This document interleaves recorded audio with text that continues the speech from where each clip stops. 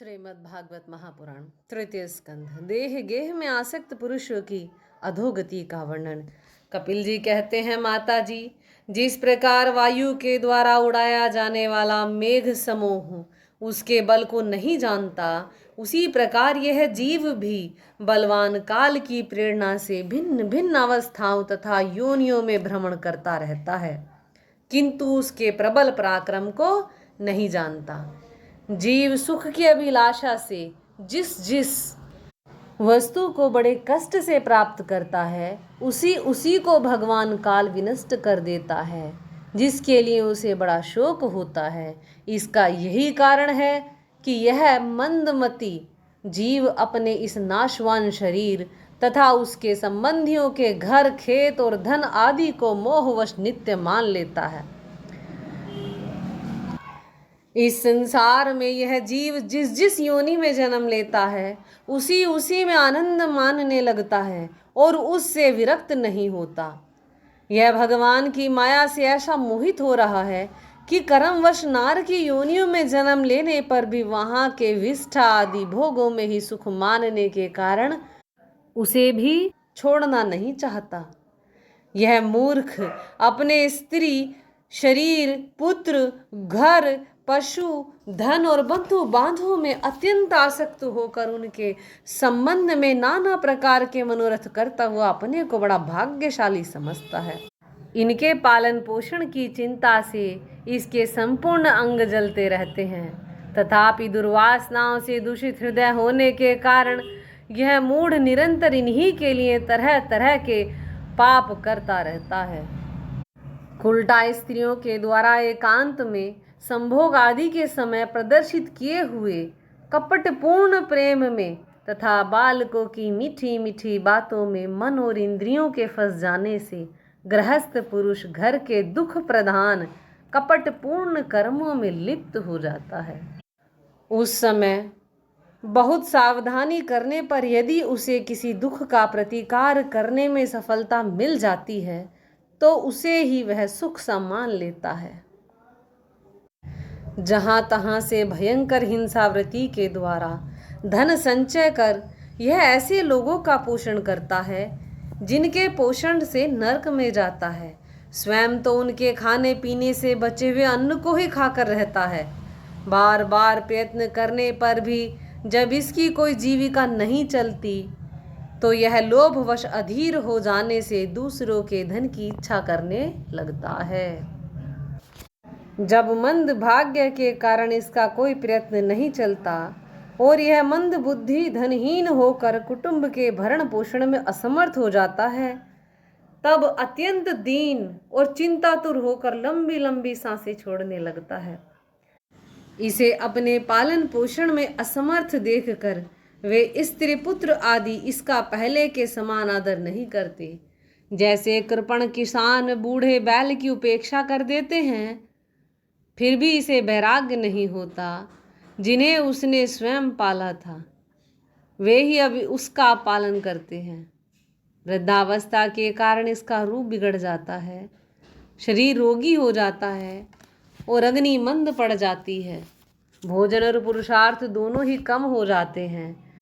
वह मरणोन्मुख होकर घर में पड़ा रहता है और कुत्ते की भांति स्त्री पुत्र आदि के अपमान पूर्वक दिए हुए टुकड़े खाकर जीवन निर्वाह करता है। मृत्यु का समय निकट आने पर वायु के उत्क्रमण से इसकी पुतलियां चढ़ जाती हैं, श्वास प्रवास की नालिकाएं कफ से रुक जाती हैं, खांसने और सांस लेने में भी इसे बड़ा कष्ट होता है तथा कफ बढ़ जाने के कारण कंठ में गुरगुराहट होने लगती है। यह अपने शोकातुर बंधु बांधवों से घिरा हुआ पड़ा रहता है और मृत्युपाश के वशीभूत हो जाने से उनके बुलाने पर भी नहीं बोल सकता। इस प्रकार जो मूढ़ पुरुष इंद्रियों को न जीतकर निरंतर कुटुंब पोषण में ही लगा रहता है, वह रोते हुए स्वजनों के बीच अत्यंत वेदना से अचेत होकर मृत्यु को प्राप्त होता है। इस अवसर पर उसे लेने के लिए अति भयंकर और रोषयुक्त नेत्रों वाले जो दो यमदूत आते हैं, उन्हें देखकर वह भय के कारण मलमूत्र कर देता है। वे यमदूत उसे यातना देह में डाल देते हैं। और फिर जिस प्रकार सिपाही किसी अपराधी को ले जाते हैं, उसी प्रकार उसके गले में रस्सी बांधकर बलात्कार से यमलोक की लंबी यात्रा में उसे ले जाते हैं। उनकी घुड़कियों से उसका हृदय फटने और शरीर कांपने लगता है। मार्ग में उसे कुत्ते नोचते हैं।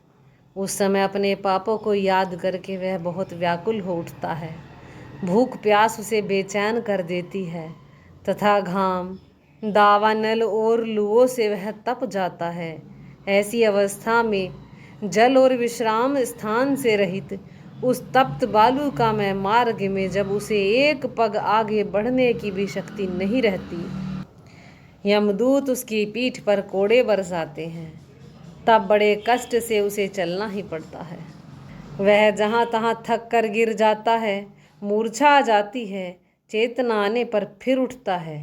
इस प्रकार अति दुख में अंधेरे मार्ग से अत्यंत क्रूर यमदूत उसे शीघ्रता से यमपुरी को ले जाते हैं।